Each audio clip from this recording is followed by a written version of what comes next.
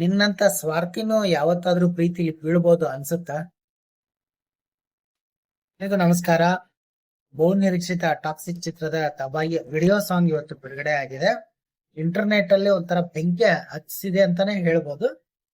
ಯಶ್ ಅವರು ಮತ್ತು ಕಿಯಾರಾ ಅವರ ಕೆಮಿಸ್ಟ್ರಿ ಸಖತ್ ಬೋಲ್ಡ್ ಆಗಿದೆ. ಕಾರಲ್ಲಿ, ಪಬ್ ಅಲ್ಲಿ, ಒಂದು ಸರ್ಕಸ್ ಇದ್ರಲ್ಲೂ ಕೂಡ ಬೋಲ್ಡ್ ಸನ್ನಿವೇಶಗಳು ತುಂಬಾ ಇದೆ.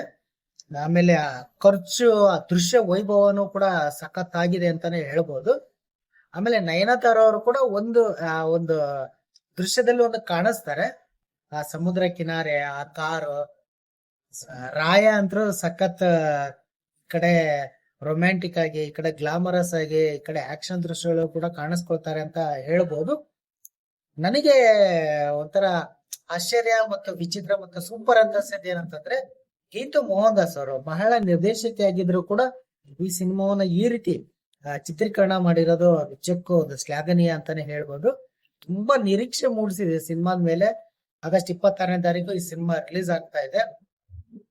ತುಂಬಾ ನಿರೀಕ್ಷೆ ಇದೆ. ಕನ್ನಡ, ತೆಲುಗು, ತಮಿಳು, ಮಲಯಾಳಂ ಎಲ್ಲಾ ಭಾಷೆಗಳು, ಇಂಗ್ಲಿಷ್ ಭಾಷೆಗೂ ಕೂಡ ರಿಲೀಸ್ ಆಗ್ತಾ ಇರೋದ್ರಿಂದ ತುಂಬಾ ನಿರೀಕ್ಷೆ ಇದೆ.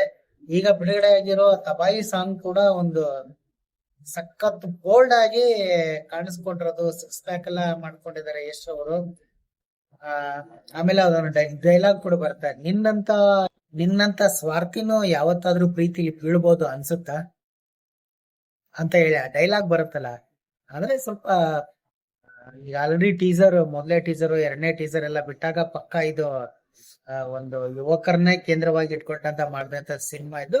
ಗೋವಾದ ಒಂದು ಪೋರ್ಚುಗಲ್ ನಲ್ಲಿ ನಡ್ತಕ್ಕಂಥ ಸಿನಿಮಾ ಅಂತ ಈಗ ಆಲ್ರೆಡಿ ಸುದ್ದಿ ಆಗಿದೆ. ಟೀಸರ್ ಅವೆಲ್ಲ ನೋಡಿದಾಗ ಪಕ್ಕ ಇದು ಸರ್ಟಿಫಿಕೇಟ್ ಸಿಗುತ್ತೆ, ಗ್ಯಾಂಗ್ಸ್ಟರ್ ಸಿನಿಮಾ ಅಲ್ವಾ, ಈಗ ಅನ್ಸುತ್ತೆ. ಬಟ್ ನಿರೀಕ್ಷೆ ಇದೆ, ಮಿಸ್ ಮಾಡ್ದೇನೆ ಸಿನಿಮಾ ನೋಡೋಣ ಹೇಗ್ ಬರುತ್ತೆ ಅನ್ನೋದು ಒಂದು ಕುತೂಹಲ ಇದೆ. ಆಲ್ ದ ಬೆಸ್ಟ್, ಒಳ್ಳೇದಲ್ಲಿ. ನೀವು ಈ ಸಾಂಗ್ ನ ನೋಡಿದ್ರ ನಿಮ್ಗೆ ಏನ್ ಅನ್ಸ್ತಾ ಕಾಮೆಂಟ್ ಮಾಡಿ ತಿಳಿಸಿ. ಧನ್ಯವಾದಗಳು.